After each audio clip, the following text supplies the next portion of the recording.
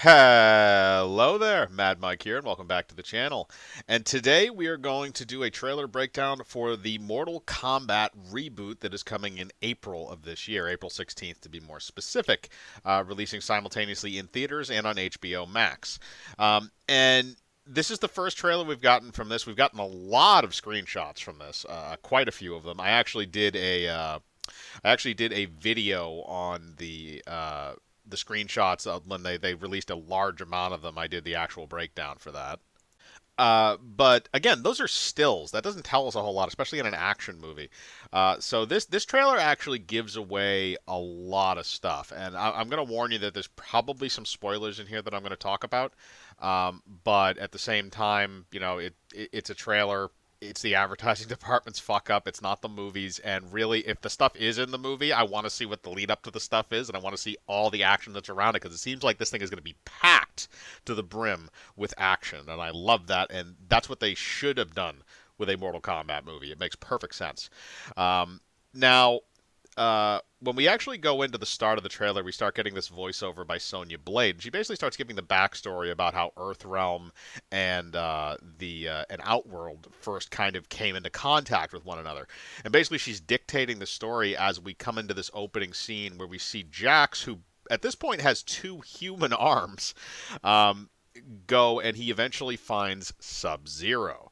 Sub-Zero then grabs the shotgun he's holding, freezes it mid blast, which it's a really really cool effect, and it's a badass effect too because it shows that he grabs the Sub-Zero grabs the gun fires, and simultaneously he freezes it, and he freezes it as the buckshot exits the end of the barrel. And it's a really, really cool visual. I actually really loved the way they did his ice powers in this. I thought it looked really nice. And he then proceeds to grab Jax's arms, and he freezes Jax's arms and breaks them off. So it's different than what happened in the more recent games. In the more recent games, it was Ermac, I believe, that ripped Jax's arms off. In this, it is apparently Sub-Zero who freezes his arms and rips them apart, so that he's just down to the two stumps. And later on, we do see him get the robot arms.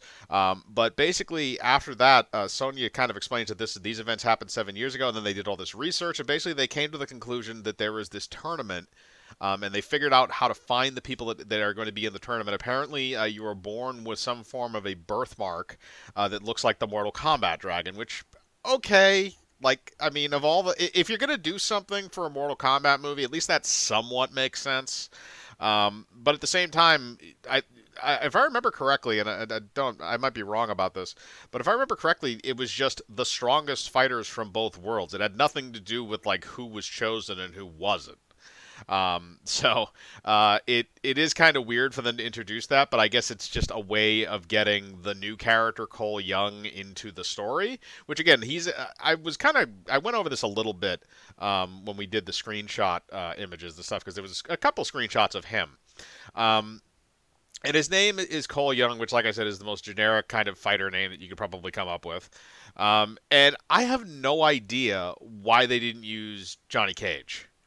I have no idea why they didn't just bring him in and have him be the main character instead of this guy, because Johnny Cage is not, as far as I'm aware, he is not in this movie. He has not been cast in this film, or if he has been, he's been in it's a very very minor role.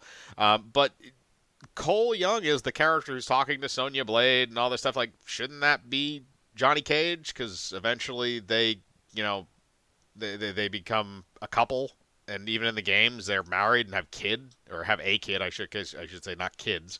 But it seems odd to me that you wouldn't just make a well-known character the main character, because we have all the other characters in the movie. None of the other characters, as far as I'm aware, are original characters for this. You have, they go down the whole list. You have Raiden, you have Kano, who's on the Earth side, at least at the beginning. I assume that's going to change. You have Liu Kang and Kung Lao, and then you also have. Oh God, you have Jax too. He's involved in this, and then you also have, obviously you have Cole Young because he's the one that's being, introduced into all of this crazy. But then you also have, and I'm not sure which side Scorpion and Sub-Zero are on. I think they just hate each other, but I would imagine at least one of them would probably be fighting for Earthrealm. That's the other thing too, is after we get by these opening scenes where they kind of explain the birthmark thing, and we go through and we see Jax with his robot arms and stuff. We then go into this series of action scenes, and I really like these because this is where you get to show off all the gore. Because this is, again, this is a I don't know if I mentioned this at the beginning, but this is a red band trailer. So all the and it's rated red. It's a red band trailer specifically for violence. I will say that, and it is deservedly so. The violence that they show in this movie is the violence people have been wanting in a Mortal Kombat movie for years. If the violence in the movie is as hard hitting as it is in the trailer, like, I'm talking about a situation where, maybe they cut a bunch of stuff out of the movie or whatever like that to try and get a lesser rating, and all the violence is just in the trailer scenes. There's nothing else in it. That could be the case, but I very much doubt it. I think this is going to be an extremely violent movie, which it should be for a Mortal Kombat film. It shouldn't be as tame as the '90s one, even though the '90s one is a bit of a guilty pleasure film for me. And it's bloody too. That's the other thing too. Is it's not just violent; it is bloody violent. There is so much blood and gore on screen in just this trailer. You see a scene where, and like I said, as you get past that first scene, when you get into these action montages, the first one is Scorpion versus, it looks like a bunch of ninjas or something like that. And again, we get to see pre Netherrealm transformation Scorpion, which is, human Scorpion before he becomes the actual like demon Scorpion and stuff. And then we also get to see him in the demon Scorpion look, which is taken, I think, from Mortal Kombat X because he has the hood and stuff on. And Sub-Zero's appears to be kind of from that too. Both of the costumes look relatively similar to those particular iterations. And that's the thing, is that Scorpion just murks all of these ninjas, and then the last one he puts his spike through his head and like pulls him to the ground, and that's like the finishing move. That was great. The catchphrases in the movie, some of them are kind of stupid. I like the Scorpion does the whole thing where he has, get over here near the end of the trailer. It's like, sounds a little weird, but like, okay, I get it. They also have something like Kano wins, and they do a scene with that, which that's kind of funny because Kano seems like he's going to be a bit of a comical character in this, even though he's kind of an evil d-bag with an eye laser. But we go past the Scorpion scene, and then we start getting into all these kind of smaller scenes where we see snippets of stuff. And in that you see a snippet of Goro. There's also a snippet near the very end of the trailer where it's a snippet of what looks like Kano facing off with Reptile.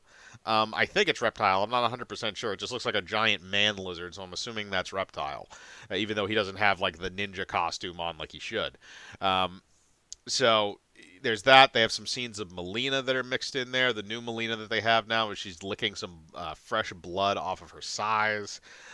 You also have some different shots. Like I said, you have some shots of Kano. There's some shots of Jax that are mixed in there too. Pretty much all of the fighters are mixed in there at one point or another, except for Raiden. He's kind of only relegated to really one little scene there, and then you don't really see him all that much. There is a little bit of a voiceover near the end of the trailer that does have him in it.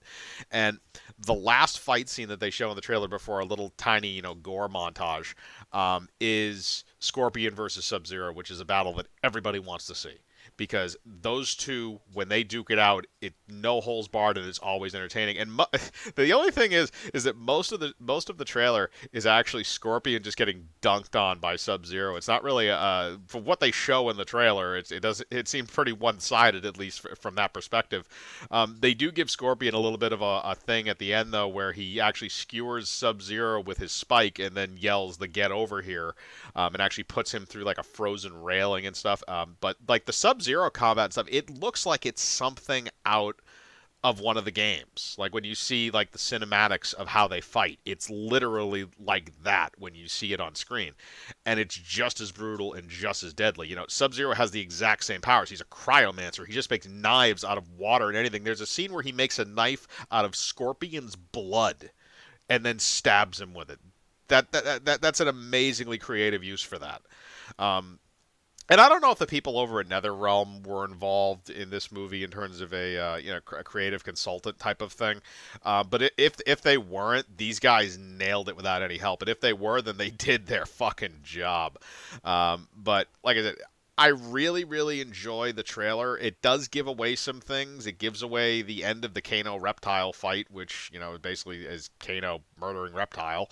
It gives away how Jax gets his arms removed in this universe. It gives away a few things that I think it probably could have kept to itself.